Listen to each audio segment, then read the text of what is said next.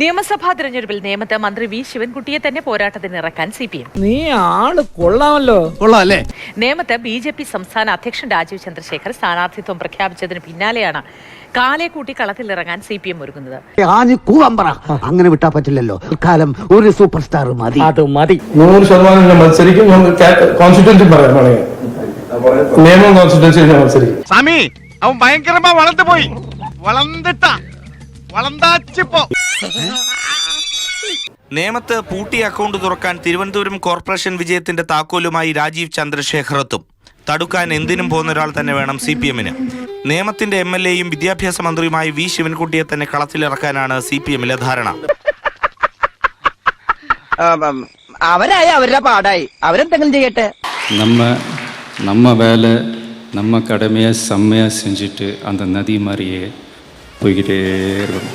നേമത്ത് BJP-യുടെ account close ചെയ്ത് ഇനി ഒരിക്കലും തുറക്കാൻ പറ്റാത്ത രൂപത്തിൽ പൂട്ടിയേക്ക്. ഓഹോ, അങ്ങനെയാണല്ലേ? ലോകം ഈ ഇലക്ഷൻ കൊണ്ട് അവസാനിക്കാൻ പോകണമെന്നില്ലല്ലോ. 2016 O രാജഗോപാലിലൂടെ BJP നേമത്ത് വിജയിച്ചത്.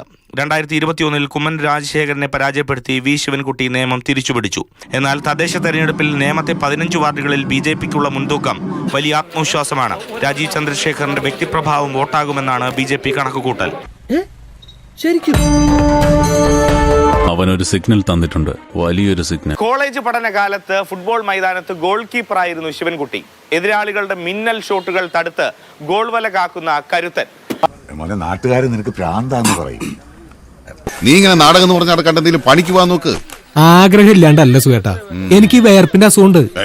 പണിയെടുത്ത് ജീവിക്കുന്നതാ ഏറ്റവും വലിയ. കളി കാര്യമാക്കാൻ രാജീവ് ചന്ദ്രശേഖർ തന്നെ ഇക്കുറി നേരിട്ടിറങ്ങുമ്പോൾ മൈതാനം അറിഞ്ഞു കളിക്കണം ശിവൻകുട്ടിയും CPM-ഉം.